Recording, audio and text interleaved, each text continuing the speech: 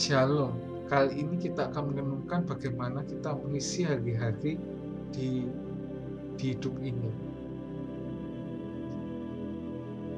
Banyak orang mendambakan dan berusaha mencari cara untuk membuat hidupnya atau umurnya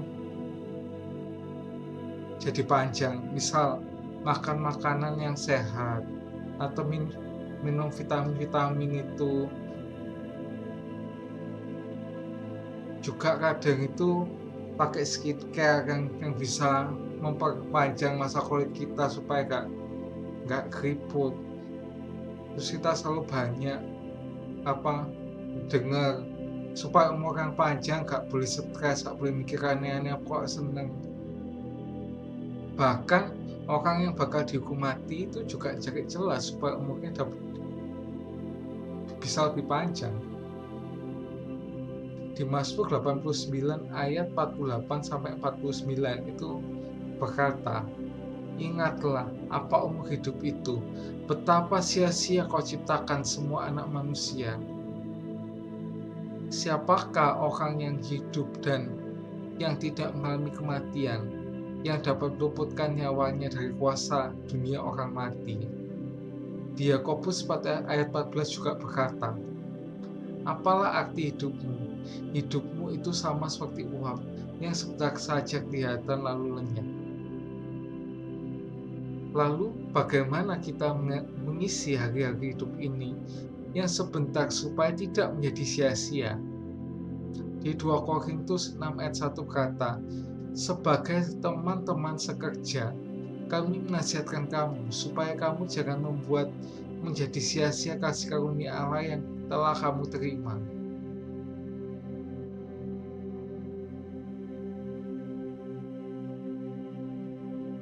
Apa aja sih yang harus kita lakukan supaya kasih karunia Allah tidak menjadi sia-sia? Yang pertama, milikilah gaya hidup yang benar. Musa mengatakan dalam Mazmur 90 ayat 10 bahwa masa hidup kami 70 tahun dan jika kuat 80 tahun. Dan kebanggaannya adalah kesukaran dan penderitaan, sebab berlalunya buru-buru dan kami melayang lenyap. Orang yang sudah tua memiliki masalah pada fisiknya. Oleh sebab itu, sebelum masuki masa di mana masa kesukaran dan penderitaan itu, kita harus menjaga tubuh kita dengan cara yang pertama olahraga. Ini yang paling banyak ya di salah satu kayak di medsos itu salah satu yang paling banyak. Kita olahraga dengan workout supaya kita itu tetap bugar dan sebagainya. Walaupun di 1 Timotius 4 ayat 8a latihan badan itu terbatas gunanya. Terus yang kedua, belajar mencukupkan diri dalam segala keadaan, seperti yang dikatakan di Filipi 4 ayat 11b. Kita harus mencukupkan diri dalam apa aja sih? Yang pertama dalam hal makanan, seperti yang dikatakan oleh Agur bin Yake di Amsal 30 ayat 7-9. Juga Tuhan Yesus mengajarkan pada kita dalam doa Bapa kami supaya Bapa memberikan pada kita makanan yang secukupnya. Itu yang dikatakan di Matius 6 ayat 11. Terus yang kedua, belajar mencukupkan diri itu apa aja sih? Jangan menjadi hamba uang dan cukupkanlah dirimu dengan apa yang ada padamu, seperti yang dikatakan di Ibrani 13 ayat 5a. Ini bukan berarti kita tidak giat dalam kerja ya. Kita juga bukan hanya kerja keras tapi juga kerja cerdas, seperti yang dikatakan di 2 Tesalonika 3 ayat 7-8. Kerja cerdas artinya kita tuh pinter-pinter cari peluang gitu loh, cari cuan itu gimana sih gitu.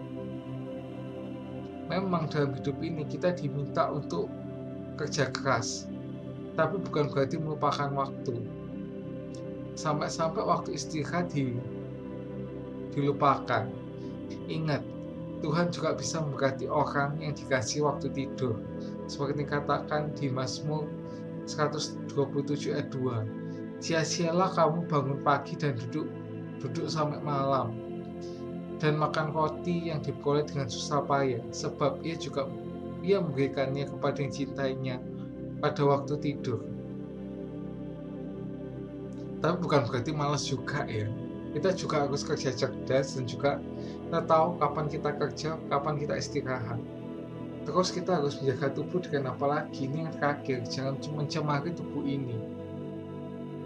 Di 2 Korintus 6 ayat 16 sampai pasal 7 ayat 1. Jangan sampai kita tuh terhalang sama narkoba, free sex, rokok, vape, dan lain sebagainya yang menjadikan tubuh itu rusak, terutama di free sex ini.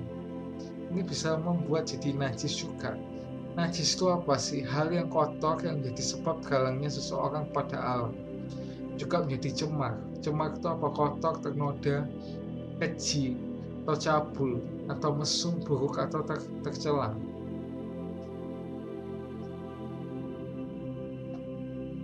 Terus apa yang kita kerjakan supaya kasih karunia Allah itu gak sia-sia? Yang kedua itu mengerjakan keselamatan dengan takut dan gentar, seperti yang dikatakan di Filipi 2 ayat 12. Ketika kita percaya pada Tuhan Yesus, kita sudah menerima keselamatan itu. Bukan berarti sekali selamat tetap selamat, tapi kita harus mengerjakan keselamatan itu dengan hidup benar di hadapan Tuhan, membuang segala kedagingan kita sampai kita menjadi anak Allah, yaitu orang yang hidup dipimpin oleh Allah. Seperti yang dikatakan di Roma 8 ayat 14. Kalau hidup kita dipimpin oleh Roh Allah, itu artinya kita dipimpin oleh Roh, artinya kita semakin kecil dan Tuhan Yesus semakin besar. Seperti yang dikatakan di Yohanes 3 ayat 30. Jika pribadi Yesus nampak dalam hidup kita, berarti buah roh yang ada dalam Galatia 5 ayat 22 ayat 23 yang kandungannya terdiri dari kasih, sukacita, damai sejahtera, kesabaran, kemurahan, kebaikan, kelemah lembutan, dan penguasaan diri itu ada dalam diri kita, dan yang pasti hidup kita menjadi garam dan terang di dunia ini. Terus yang terakhir, apa yang kita lakukan supaya kasih karunia tidak sia-sia, yaitu menunaikan tugas pelayanan. Seperti yang dikatakan di 2 Timotius 4 ayat 7. Melayani Tuhan itu nggak ada istilah pensiun seperti yang dilakukan oleh Hana. Hana itu bukan yang ada di 1 Samuel itu, bukan namanya Samuel itu ya. Tapi Hana itu pendoa tertua yang dicatat di Alkitab, yang mendoakan Maria waktu mau melahirkan itu. Itu ada di Lukas 2 ayat 36 sampai 37. Kita harus melayani Tuhan sampai Tuhan panggil kita seperti Rasul Paulus di 2 Timotius 4 ayat 7. Upah yang sama seperti yang dikatakan di Samuel 30 ayat 22 sampai 24 tentang pembalasan Daud kepada orang Amalek, bandingkan dengan orang upah di kebun anggur yang ada di Matius 20 ayat 1 sampai 16. Begitu juga guru agung kita ketika menyelesaikan tugas Bapa sampai mati di kayu salib. Seperti yang katakan di Yohanes 17 ayat 4. Aku telah mempermuliakan engkau di bumi dengan jalan menyelesaikan pekerjaan yang sudah engkau berikan kepadaku untuk melakukannya. Bandingkan dengan Yohanes 4 ayat 34. Di atas kayu salib, Tuhan Yesus sudah berkata sudah selesai. Itu ada di Yohanes 19 ayat 30.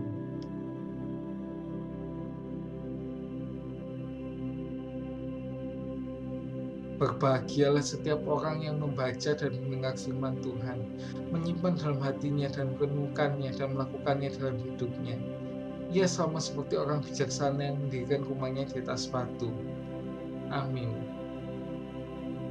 See you.